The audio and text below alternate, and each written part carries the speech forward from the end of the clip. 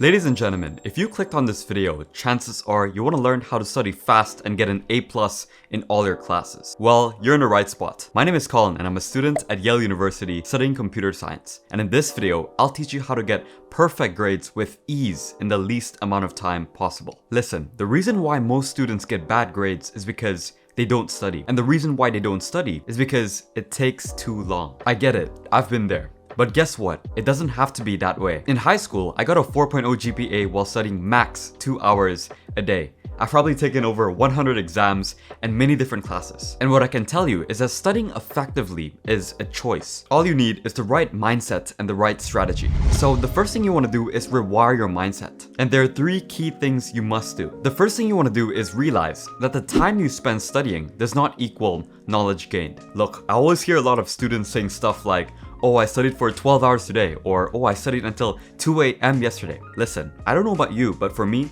it's not a flex. I would much rather just study 2 hours a day and get the same results, if not even better, than the student who studied for like 10 hours a day. Now, I'm not saying that studying for 10 hours a day is wrong. I have plenty of super smart friends at Yale who do that. But for me, I place a lot of value in my hobbies, projects, and I'm always on a mission. So if you want to build a fun and exciting life outside of school, you need to study smart. Now, the second thing you want to do is trick your brain. You want to manipulate yourself into thinking that you are an academic weapon, that any class, any exam is doable, no matter how hard it may seem. Because if you truly believe that you can do it, you're just gonna end up learning it so much faster. It's actually so powerful. Also, you want to tell yourself that the material you're learning is super fun. Listen, it may be the most boring thing ever. I don't care, but if you just tell yourself that what you're learning is important and that it's interesting, it'll make studying feel much more effortless and easy. Now, the last thing you want to do is implement Parkinson's Law. Parkinson's Law is all about setting goals and deadlines for yourself. So let me give you an example. If you have a math exam coming up, you don't want to give yourself an entire Saturday to study. Just give yourself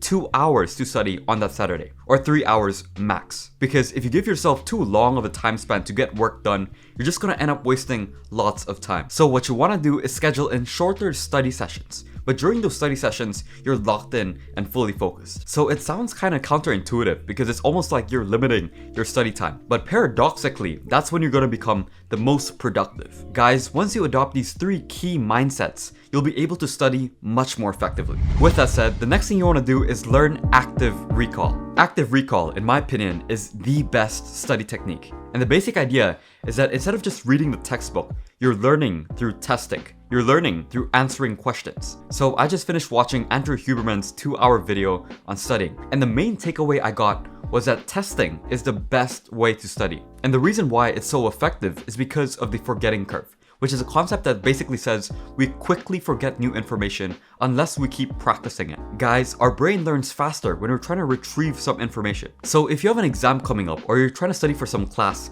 you want to actively test yourself through practice questions and papers. And you want to go through all of them until it's like muscle memory, until you don't even need to see the question and you know the answer. Okay, maybe you can't do that. But the point is, you want to test yourself and make sure you fully understand how to solve and get the answer.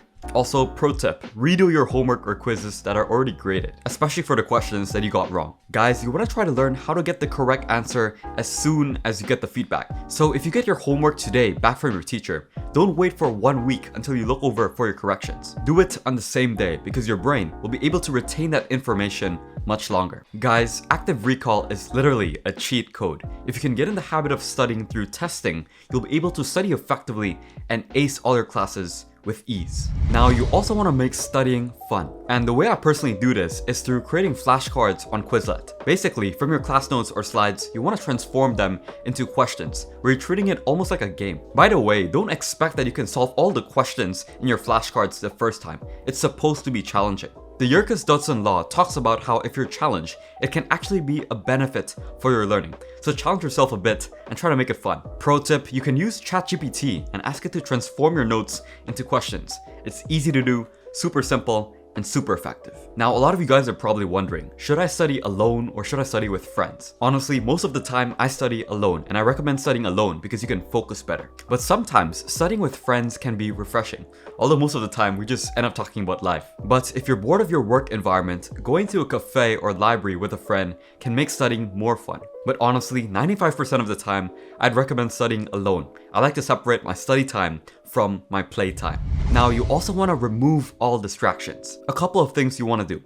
First, whenever you're studying, put your phone on airplane mode or put it somewhere that's really far away from you, like your drawer or something like that. That way, you won't get distracted by any notifications. Now, one of my friends at Yale actually bought like this box timer where he locks his phone in the box for a couple of minutes. It's pretty funny actually, because if you call him, like he physically can't answer his phone. It's kind of crazy. I mean, if you want to go extreme, then go for it. But for me, putting my phone on airplane mode or simply putting it in a place far away works well. Nowadays, I have so much discipline that even if I put my phone on the table, I can focus easily. But for starters, you want to make it such that you literally can't access your phone. That way, you can focus much better because you have a working system. Also, I don't know about you, but I love listening to jazz or organic house music while I study. Sometimes, I even listen to meditation music or binaural beats. And I know there are a lot of studies saying that studying with music is really bad for you. But honestly, I don't really care. It makes studying so much more fun. And low-key, I also find it easier to focus. So learn how to focus and remove all distractions. If you can focus, you can get much more work done in less time. Now, the last thing I want to talk about is your genius time. I'm talking about your peak productivity window. It's when you're able to focus best and do deep work. So for me, it's usually around 6 to 8 a.m. in the morning. But it really depends on your personality type. If you're more of a morning person, then around 8 to 10 a.m. could be your zone of genius. Or maybe it's 9 to 11 a.m. But if you're more of a night person, then your genius time could be 8 to 10 p.m. There's no right or wrong answer, just the one that best fits your lifestyle. Personally, I've designed my life such that I normally don't do any more studying after 6 p.m. After dinner is my time to work on my projects, hobbies, and to have lots of fun. So that's when I do things like make YouTube videos, read, cook up some house music with friends, play basketball, or simply do things that help me on my mission. But the point is, you want to create a system for yourself and become aware of your genius time. Because once you have a study system that works, you'll be able to get a lot of work done in less time. And you'll have so much more time outside of school to become that attractive character and to work on other areas of your life. And that is what I call lifestyle design. So I hope you guys found this video helpful. If you did, share this video and help a friend out. I have full confidence that if you guys follow the tips in this video, you'll ace all your classes effortlessly. As always, God bless the hustle. We're all gonna win one day, and I'll see you in the next one.